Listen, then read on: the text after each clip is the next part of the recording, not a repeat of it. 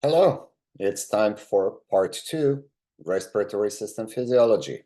So let's see what we're going to do and how we're going to accomplish this and complete this chapter of our studies. If you remember, and I believe you do, in the first part, physiology of respiratory system, you and I were talking mostly about pulmonary ventilation using all the different components, whether it's thoracic cage, muscles, controlling centers, innervation, Boyle's law that would explain basically the laws or physics about why we inhale and exhale and how do we control it before it would become excessive. For this second part, we will focus a little closer on respiration, whether it is external or internal. But in order to make it happen, let's immediately start sharing screen and let us use the slideshow that is awaiting for us. I hope it is. Yeah, it's here. And let me just start the slideshow from this one. All right, so as you would remember from previous presentations, anatomy and physiology of respiratory system, we're coming down to airways, practically following terminal bronchioli, their further division into respiratory bronchioli, here and there presence of scattered alveoli attached directly to bronchiolar wall, then further division of respiratory bronchioli into multiple alveolar ducts, and finally alveolar ducts expanding into alveolar sacs.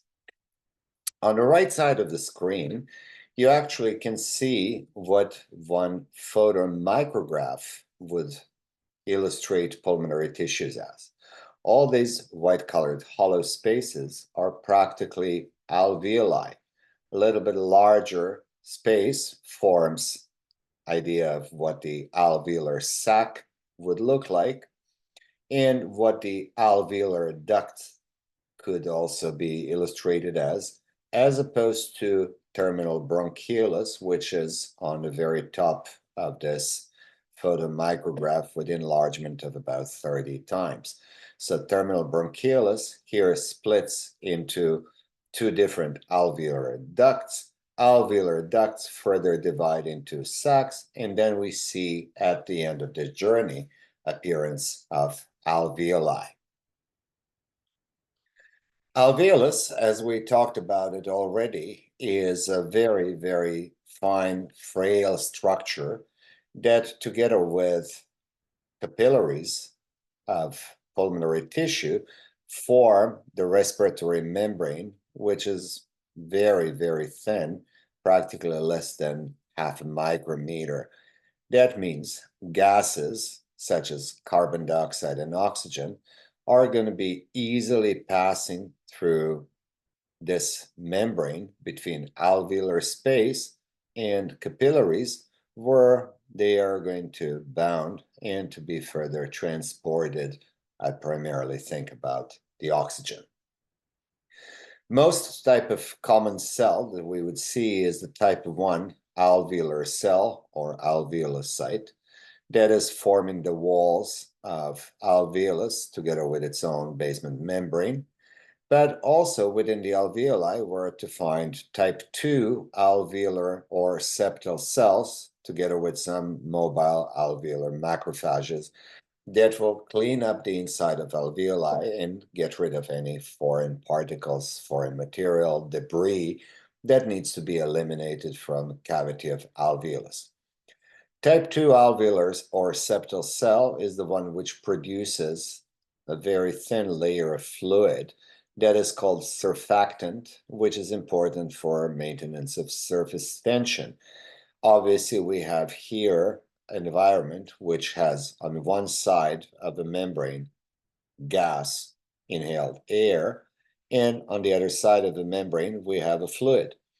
So obviously that this bubble will have a high propensity to collapse during exhalation when we reduce the volume of air and when we reduce the pressure within the alveolus.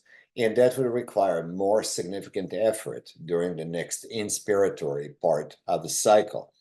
Therefore, maintaining the viability and openness of alveolus is where presence of surfactant is critical. And as a clinical correlate, this is happening to children being born prematurely. Their lungs are frequently missing enough surfactant, and that's why, upon this kind of premature birth, they're very much at risk because of immaturity of their respiratory system. As the days go by and amount of surfactant is increasing in the lung of a newborn, basically at that point, they could be disconnected from a respiratory machine and would be allowed to start breathing on their own.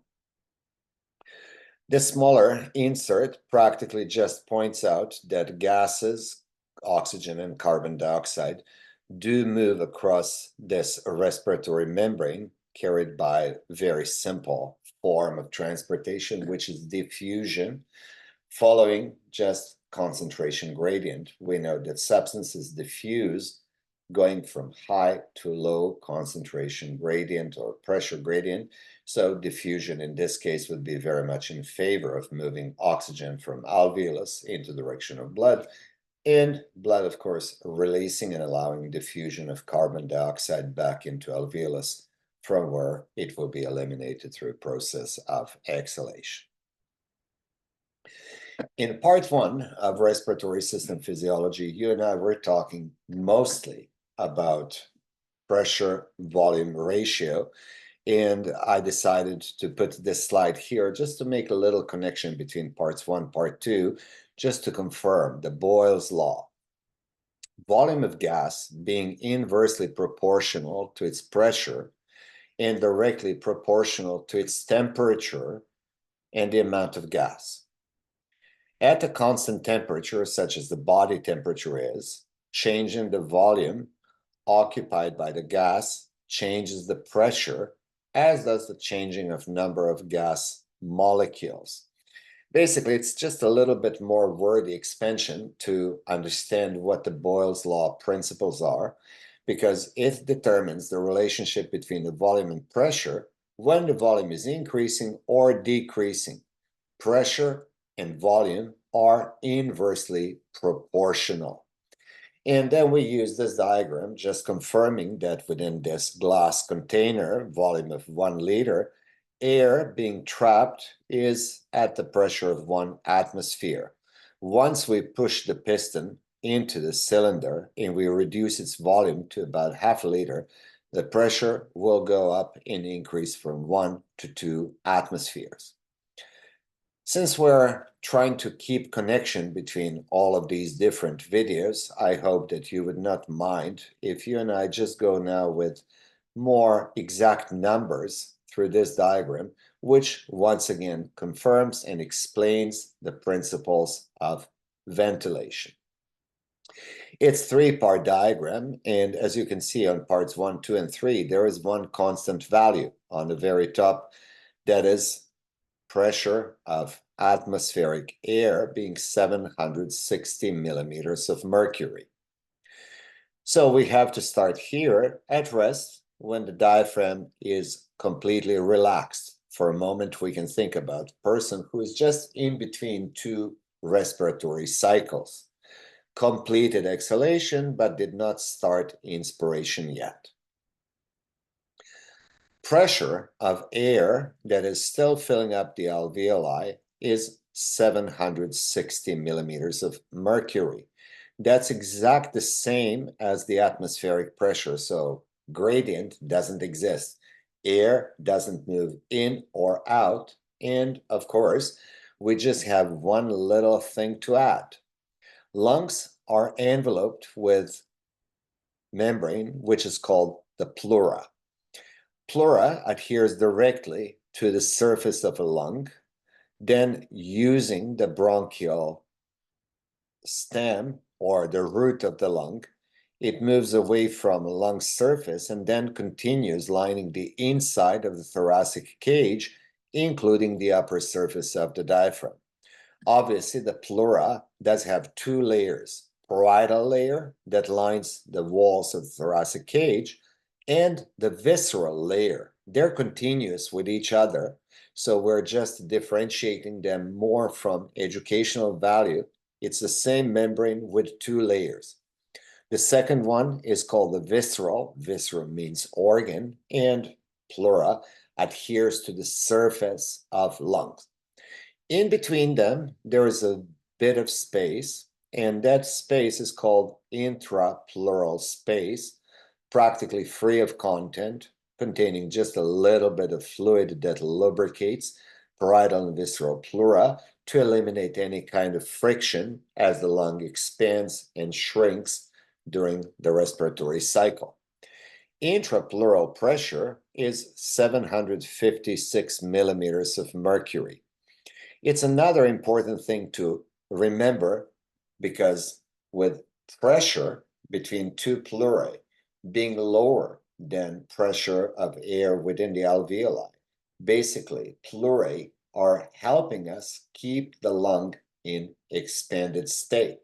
It's not only due to surfactant taking care of individual alveoli, but rather we want to have some kind of physical force that is going to be stretching out the lung and preventing it from collapsing.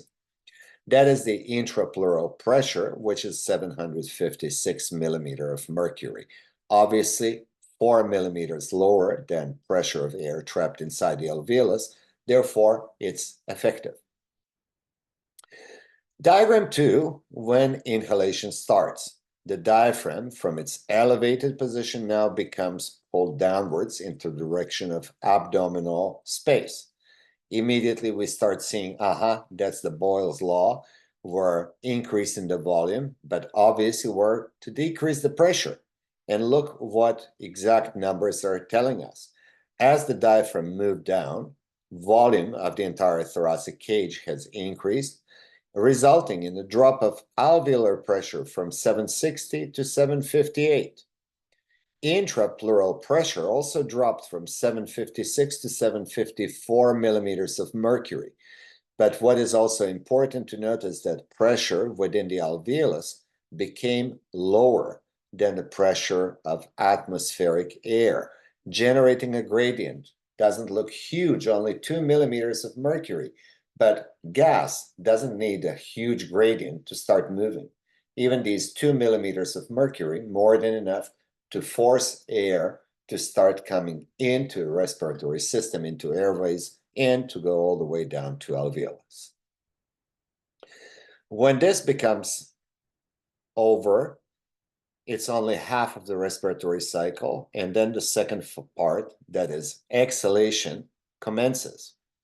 The diaphragm is relaxing and gradually is moving into the direction of thoracic cavity.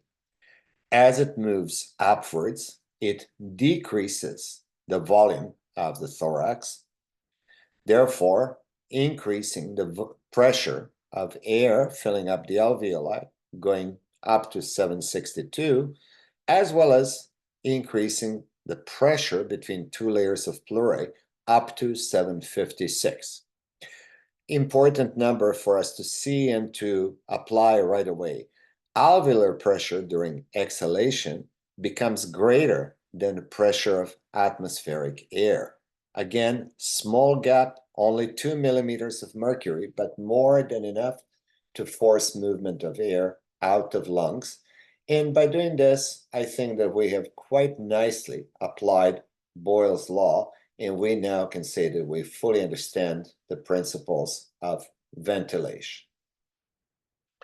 If there is a need for something else to be added, basically we can just spend here a few minutes on this diagram and to say, okay, beginning of a new cycle, normal quiet inhalation. The diaphragm and external intercostals are contracting. During labored inhalation, practically it would require external intercostal, sternocleidomastoid, scalene muscles, pectoralis minor muscle. All of them will be assisting inspiration to happen faster. Thoracic cavity increases in size, volume of the lung expands, but alveolar pressure decreases. Lower than atmospheric air, basically air moves in. During the normal quiet exhalation, diaphragm and external intercostal muscles will relax. However, if we have need to speed up the exhalation process, we're going to use abdominal internal intercostal muscles that will speed up process in which thoracic cavity will decrease in size. Intraalveolar pressure and intrapleural pressure values will go up. Intraalveolar pressure will increase to 762. It would become greater than atmospheric pressure of air 760. And of course, air will be moved out of the lungs and will complete the process of exhalation. All right. So ventilation, obviously, is based on a very simple principle. Now, the respiration itself, whether it's internal and external, will require us to become familiar with another law. The first one that we're presenting, it's called the Dalton's law. Dalton's law describes the behavior of non-reactive gases, so gases that are kind of quite inert, do not have so much of propensity to immediately start stepping into a number of different chemical reactions. And we're talking about air, which by itself is the mixture of different gases. So the Dalton law states that a specific gas in a mixture exerts its own pressure, which we call the partial pressure. For that reason, the total pressure exerted by a mixture of individual gases is the sum of their individual partial pressures in the mixture. So, for example, we know that atmospheric air does have 760 millimeter of mercury pressure at sea level. Chemical analysis of air practically tells us about 21%, slightly less than that, is oxygen. About 0.03% is carbon dioxide, and partial pressure of nitrogen or concentration of nitrogen in air is about 79%. So when we just use these percentage values of individual gases in mixture that we call air, oxygen exerts 158 millimeters of mercury pressure, carbon dioxide 0.3 millimeters, while nitrogen, obviously having the greatest partial pressure of 600.4 millimeters of mercury. Obviously, if partial pressures are important and we think about it applying pressure of gas and its diffusion, basically we know that speed of diffusion certainly must be determined through the partial pressure of gas, which if we were to make a conclusion right now, we would say it's a nitrogen, then that would have the greatest speed of diffusion, then it would be oxygen being second, and finally carbon dioxide being third.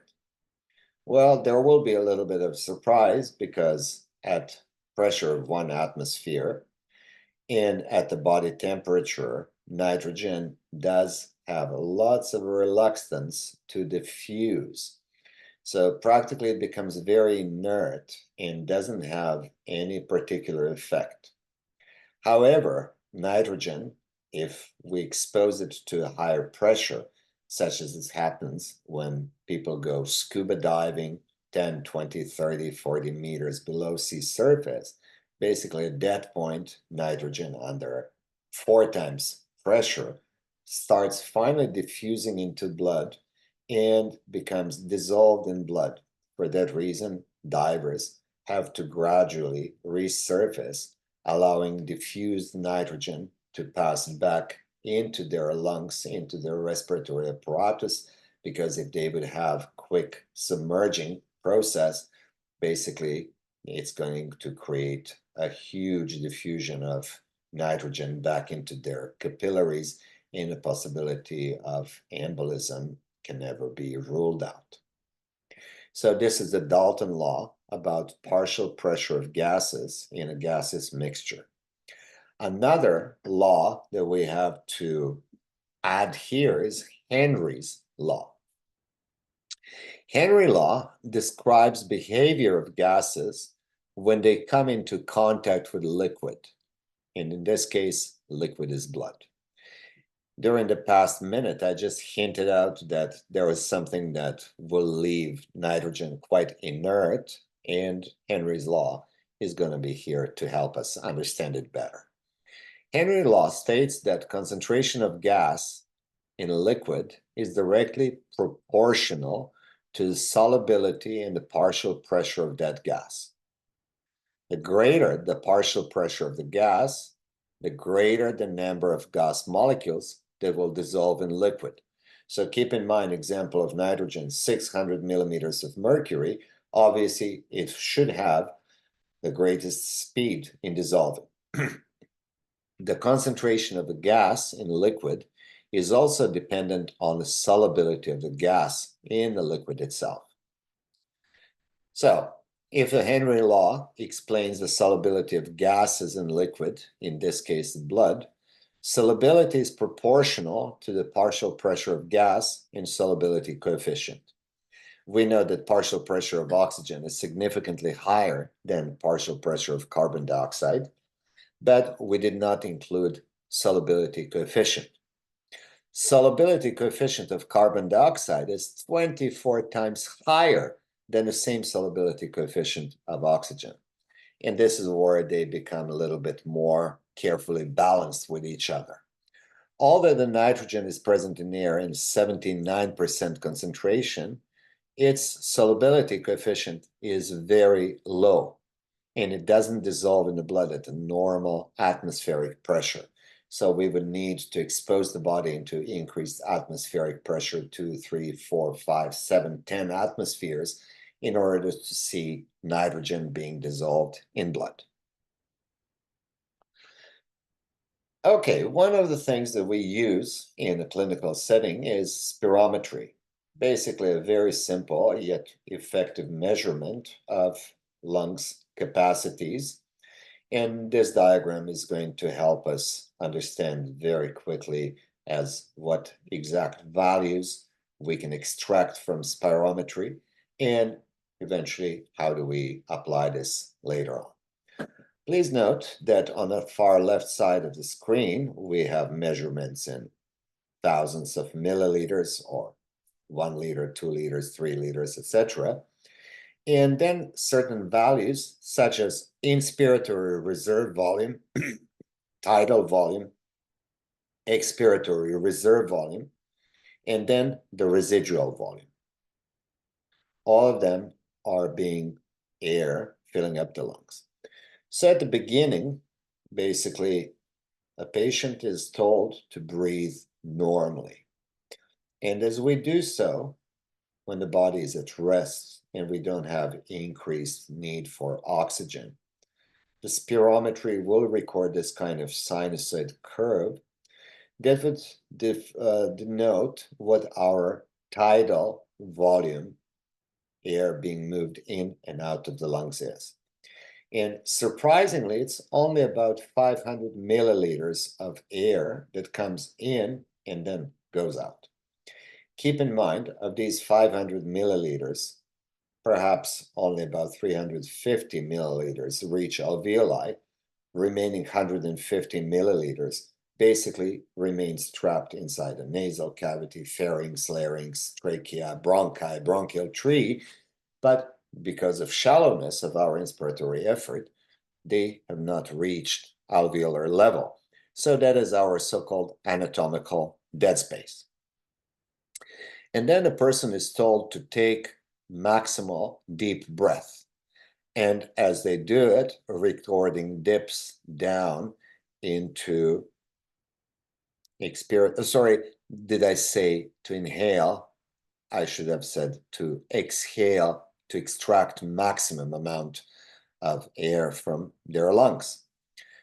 And as we see it here, basically 500 will be tidal volume, but we keep going further down, and eventually additional 1.2 liters of air could be extracted from lungs through the forced exhalation.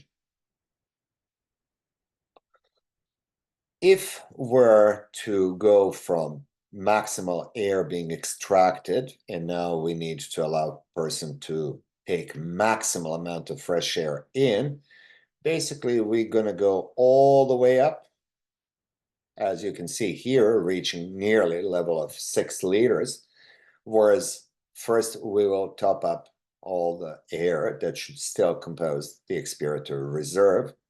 We will surpass the tidal volume of 500 milliliters, and we would be able to add additional 3.1 liter of air into our lungs, which essentially is something that we would see as our maximum range, from 6 down to about 1.2 liters. So our vital capacity, as you can see here, generally is around 5 liters of air that could easily get in and out of our lungs. Our inspiratory capacity appears to be a little bit less because it includes tidal volume and the maximal inhalation effort. So it's about 3.6 liters. And when we go from maximal inspiration all the way down to expiratory reserve volume, you and I will see it being a total of 4.8 liters. That is the vital capacity of lungs. Total lung capacity on the far right side, which is about 6 liters or 6,000 milliliters, basically has to include what is called the residual volume. Practically at birth, when a child starts breathing on its own for the first time, basically the amniotic fluid, which was up until point of birth filling the alveoli, is quickly reabsorbed back into bloodstream, and it is replaced with air that becomes permanently trapped within alveoli. That is the residual volume, practically alveolus being widely open, containing air. We cannot use it to increase our expiratory reserve volume. It is something, it's a proof of life that the lung has been alive and that it contained spaces filled up with air. Let's see how things are going to pan out for us on the following two diagrams. Atmospheric air, as we know it, and you can see here on the very top of the screen, does have partial pressure of oxygen being 159 and partial pressure of carbon dioxide being only 0.3 millimeters of mercury. When that kind of atmospheric air comes down into lungs, at the level of alveolus, you guys have to see that we are already mixing it up with air that fills up alveoli from previous respiratory cycle. Air, which is, as per spirometry diagram, basically our expiratory reserve volume, or air which we simply cannot eliminate from the lungs. And for that reason, we're experiencing here a fairly significant decrease in the partial pressure of oxygen down to 105 millimeters of mercury at the level of alveolus, but also fairly steep increase in partial pressure of carbon dioxide being 40 millimeters of mercury that is measured at the alveolar level. Because pulmonary capillaries that will get more oxygen and bring it to the heart, we're seeing movement towards the left atrium, and from left atrium into left ventricle, and then out through the systemic circulation. Aorta and its branches delivers oxygenated blood to head and neck, trunk, upper, lower limbs. And here we have surprisingly minimal change, that partial pressure of oxygen in the oxygenated blood barely dropped for another 5 millimeters of mercury, while pressure of carbon dioxide remained remarkably the same. As the blood is pumped away from the heart towards tissue, basically we're reaching the level where internal respiration is to commence. At the level of pulmonary capillaries, we had external respiration, oxygenation of blood, and now internal respiration practically requires to deoxygenate the blood. Why? Because it's the living cells, it's the tissues that need oxygen to support their metabolism. And as a result, at the level of tissue, partial pressure of oxygen is just barely 40 millimeters of mercury. Huge steep gradient between 100 and 40. And of course, then oxygen will quickly and easily diffuse in direction from systemic capillaries into tissues or into direction of cells. In the meantime, these living cells, which completed their metabolic cycles, they allowed for a little bit of extra carbon dioxide to simply be built up inside the cells. Partial pressure becomes 45 millimeters of mercury compared to 40 millimeters of mercury in a systemic capillaries, again favors diffusion of carbon dioxide in opposite direction. CO2 diffuses back into capillaries, and of course now deoxygenated blood carrying very little oxygen remaining at partial pressure of 40 millimeters, having a little bit higher partial pressure of carbon dioxide, 45 millimeters of mercury, reaches the right atrium to right ventricle into left and right pulmonary arteries, into right and left lungs. And practically now we have 45 millimeters mercury pressure of partial pressure carbon dioxide being confronted with partial pressure of only 40 millimeters of mercury for carbon dioxide within the alveoli. 5 millimeters, but still a huge gradient, which allows us to eliminate carbon dioxide from pulmonary capillaries into alveoli and subsequently to have it exhaled. We know that for transport of oxygen, we simply cannot conceive the idea of loose free oxygen molecules being delivered throughout the body, and the same applies also to transportation of carbon dioxide. For transport of oxygen, as we see, only 1.5% of blood becomes dissolved in blood plasma. Way substantially higher percentage of 98.5% is bound to molecule of hemoglobin, which is contained within the red blood cells. Hemoglobin has a capacity of binding up to 4 molecules of oxygen, and that is what actually binds and delivers oxygen to tissues. Transport of carbon dioxide is a little bit different. About 9% of it becomes dissolved in plasma. About 13% is carried by hemoglobin as carboxyhemoglobin, having 1 molecule of carbon dioxide added to it. And 78% is actually a byproduct of our metabolism, bicarbonate ion. We know from earlier days that CO2 produced by cells as a consequence of their metabolism binds to a molecule of water, forming H2CO3.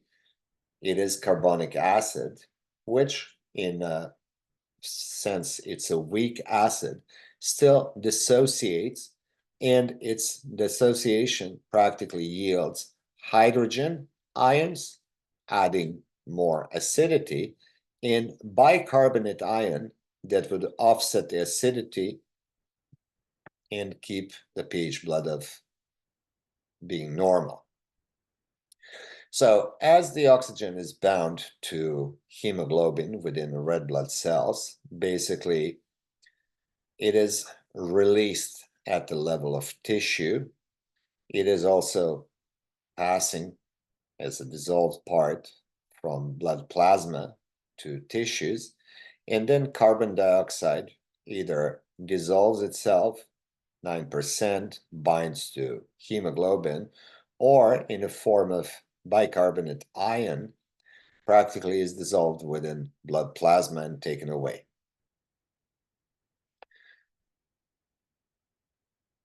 Deoxygenated blood, again, after reaching a full cycle, will reach the level of pulmonary capillaries. And basically, there will be a simple way out for either carbon dioxide that is dissolved, it'll diffuse following its own high to low concentration gradient. Carbon dioxide will be released from hemoglobin and will also get into alveoli. And bicarbonate is not going to be eliminated 100%. It'll remain as a compound, which practically is capable of acting as the buffer, controlling pH value of blood, making it optimal, as we know, between 7.35 and 7.45.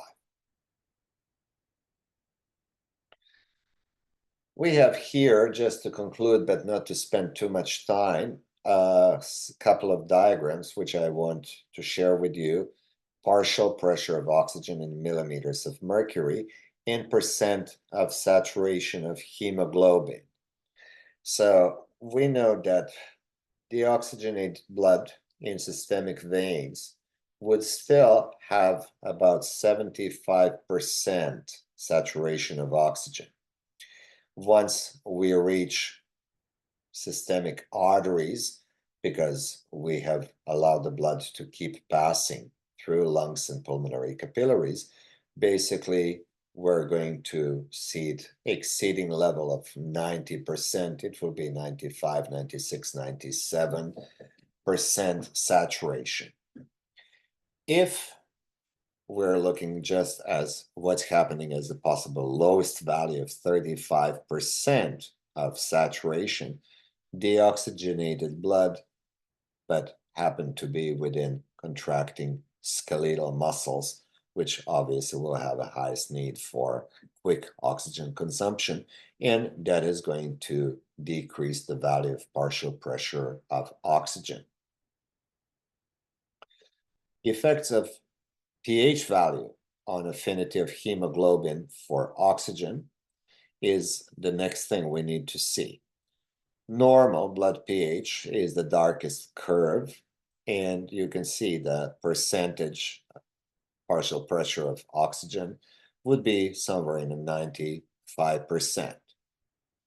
If the blood becomes more acidic, and acidity we know would be due to increased presence of hydrogen ions, we're going to see quite significant difference in a percent of saturation of blood, at least at this level where we are experiencing it within the muscle. And certainly that difference will remain all the way to the end of the curve, practically reaching perhaps 80–85% saturation due to low blood pH. Even the opposite, if blood goes into alkalinity, is going to be quite comparable. Effects of pH on affinity of hemoglobin for oxygen will now increase. And as a result of that, we're going to be closer to 95% saturation, even at the partial pressure of oxygen being 70 or 80.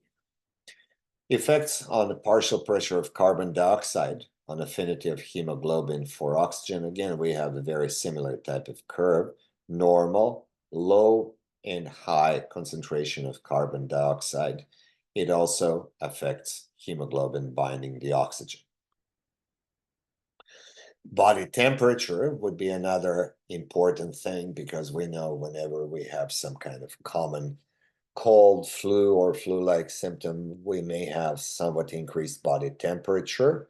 And if it is normal body temperature, as we can see here, it is reaching easily 95 to 100 partial pressure of oxygen, and the saturation is going to be also around 90–95%. If the body is experiencing low body temperature, lower body temperature, of course, reduced binding of oxygen to hemoglobin. It will be practically reaching 50% at the body temperature being 20 degrees Celsius. And it is strange that it's going to still maintain about 95–94% saturation, which really explains why people whose boats capsized and who fell into very cold water and eventually drowned and stayed submerged under water surface for a couple of minutes, that they have miraculously survived this kind of mishap, because we know that cold water will very quickly drain the heat away from the body. So the body will reach the state of hypothermia, which obviously is preserving the life by having higher percent saturation of oxygen, where oxygen is not even available to extract easily from surroundings, in this case being water. And there's a little difference between hemoglobin of adult versus hemoglobin of our human fetuses.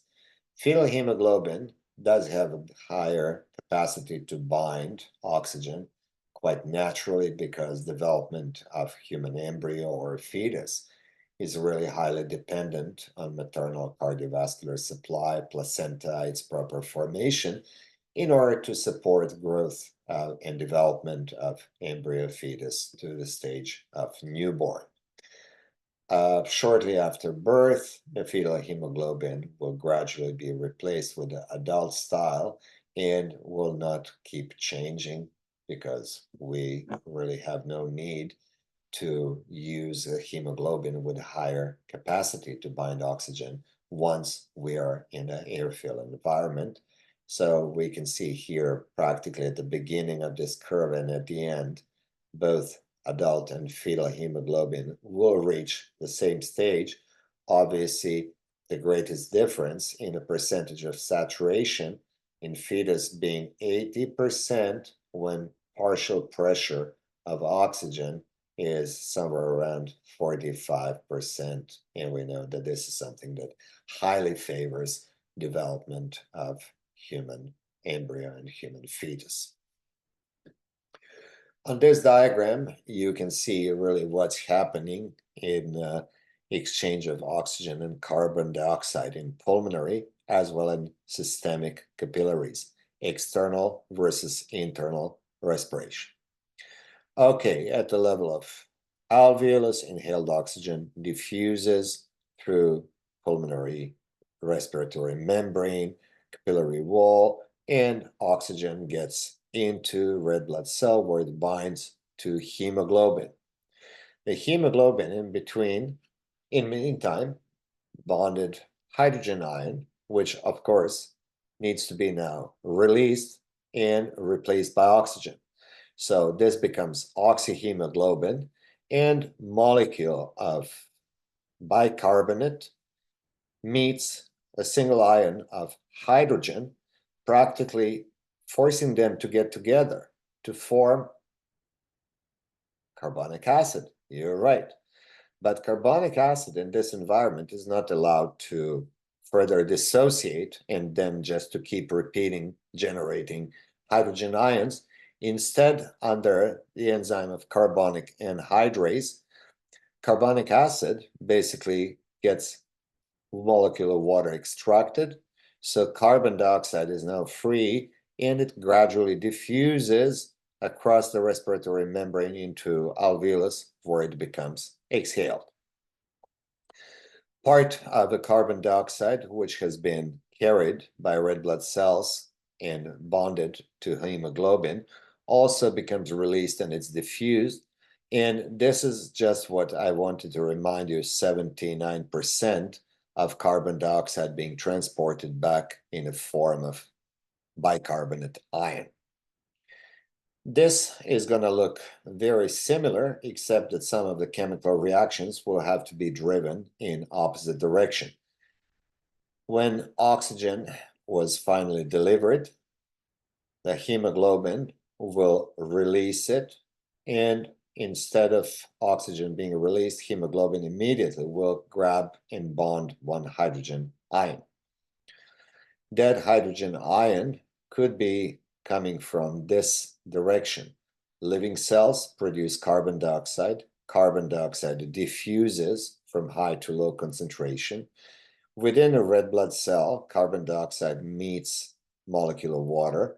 Same enzyme, carbonic anhydrase, forms carbonic acid, which dissociates into bicarbonate ion and hydrogen ion. Formation of this hydrogen ion actually forces hemoglobin to release oxygen, but to bind hydrogen that will be practically released on the upper part of the diagram. Chloride is also negatively charged ion. Basically, it is going to be at the level of tissues, driven into red blood cell, and at the level of alveoli, we're going to have reversed chloride shift, where it will be released back into plasma. This diagram has been already used, so as a confirmation, control of respiratory cycle is done by chemoreceptors that are within central nervous system, but also chemoreceptors that are found within the walls of aorta and bifurcation of common carotid arteries. Signals eventually indicating changes in acidity of the blood, as well as partial pressures of carbon dioxide and oxygen, will be collected and sent to controlling centers within brainstem, within medulla oblongata, medullary rhythmicity area, generating only the basic respiration pattern of about 12 to 15, 16 cycles per minute. And within pons, with the help of additional two centers, the pneumotaxic and apneustic area, we have a chance to control respiration, even though when it has to go over and above not just frequency of respiratory cycles, but also the depth of the respiratory cycle, making change from tidal volume, 500 milliliters of air being moved back and forth, to perhaps 1 liter or maybe 2 liters going into our expiratory reserve. Well, I believe that this second part actually covered the principles of external and internal respiration, and that we can now practically put a full stop here onto respiratory system anatomy and physiology. I will continue doing something similar for other body systems, whether it's a reproductive, cardiovascular, digestive, urinary. So expect those recordings to be on my YouTube channel sometime soon. Not sure what it's going to be today, tomorrow, next week, but it will be there. Stay tuned. Please don't forget to like the video if you really like it, and follow me on my YouTube channel. Thank you very much for watching it. Have a good day. Bye-bye.